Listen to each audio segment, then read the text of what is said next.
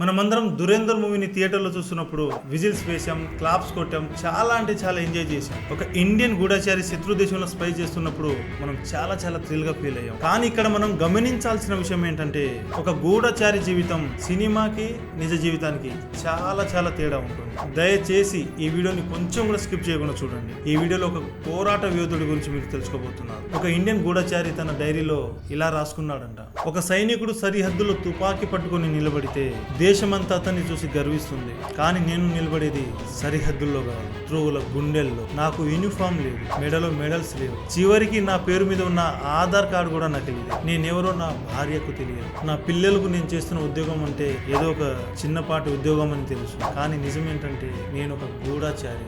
నా జీవితం అనేది పేరు లేని ఒక పుస్తకం లాంటిది. ఎయిర్పోర్ట్ లో ఉన్నప్పుడు పాస్పోర్ట్ చూపిస్తే అందులో ఉన్న పేరు కూడా నాది కాదు. ఎవరైనా నన్ను పిలిస్తే నేను అప్పటికప్పుడే అప్రమత్తమై యాక్టివ్గా ఉండాలి. అసలు ఈ పేరు నాదేనా అని ఒక్క క్షణం కూడా నాకు అనుమానం రాకూడదు. ఎవరైనా స్పైని గుర్తుపట్టారంటే అంతటితో మా చాప్టర్ క్లోజ్ అయినట్టే. మేము పడే మొదటి కష్టం నటన. ప్రతి సెకండ్, ప్రతి ఒక్క అడుగు ఒక క్యారెక్టర్ లా జీవించడమే మా జీవితం. మేము ఇష్టపడే ఫుడ్ ని కూడా మేము తినలేము. మాకు నచ్చిన భాషలు కూడా మేము మాట్లాడలేము. శత్రువుల మధ్య నవ్వుతూనే, వాళ్ళను నమ్మిస్తూనే వాళ్ళ రహస్యాలను మేము తెలుసుకోవాలి. ఆ భయం ఎలా ఉంటుందో తెలుసా? పక్కనే ఉన్న వ్యక్తులకు నా గుండె చప్పుడు వినిపిస్తుందేమో అన్నంత భయం ఉంటుంది మాకు. నా తల్లి చనిపోయినప్పుడు కూడా నేను హాస్పిటల్ గదిలో లేను. ఒక ముఖ్యమైన ఫైల్ కోసం శత్రు దేశంలో రహస్య గదిలో ఉన్నాను. నా కన్న కూతురు స్కూల్ ఫంక్షన్ చూడలేను. కానీ నాకు తెలుసు, నేను అక్కడ లేకపోవడం వల్లే మన దేశంలో లక్షలాది మంది కూతుళ్ళు వాళ్ళ నాన్నలతో ఫంక్షన్స్ కి వెళ్తున్నారు. మాకు చావు అంటే భయం లేదు. మేము కట్టుబడితే మా దేశం మమ్మల్ని గుర్తించదు.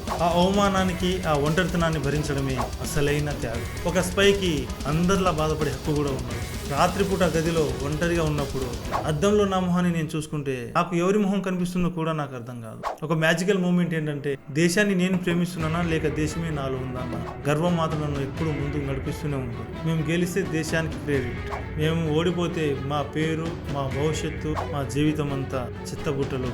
కనీసం మాకంటూ ఒక సమాధి కూడా ఉండదు. గుర్తు పెట్టుకోండి, ఈ దేశం గర్వించే విజయాల వెనుక ఎవరికి తెలియని మాలాంటి గూఢచారుల అనేక వేదనలు ఉన్నాయి.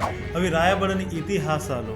మీరు సురక్షితంగా, సుఖంగా ఉన్నారంటే ఎవరో ఒక గూఢచారి శత్రు దేశంలో తన జీవితాన్ని పణంగా పెట్టి మిమ్మల్ని కాపాడుతున్నారని అర్థం. ఈ రోజు నుంచి మీరు నిద్రపోయే ముందు ఆ అజ్ఞాత యోధుడిని ఒక్కసారి మనసులో తలుచుకొని కృతజ్ఞతలు చెప్పుకోండి. వాళ్ళ చీకట్లో బతుకుతుంది మన జీవితాన్ని వెలుగు నింపడం కోసం. ఈ వీడియో మీకు నచ్చినట్లయితే నా ఛానల్ని సబ్స్క్రైబ్ చేసుకోండి, లైక్ చేయండి అండ్ షేర్ చేయండి.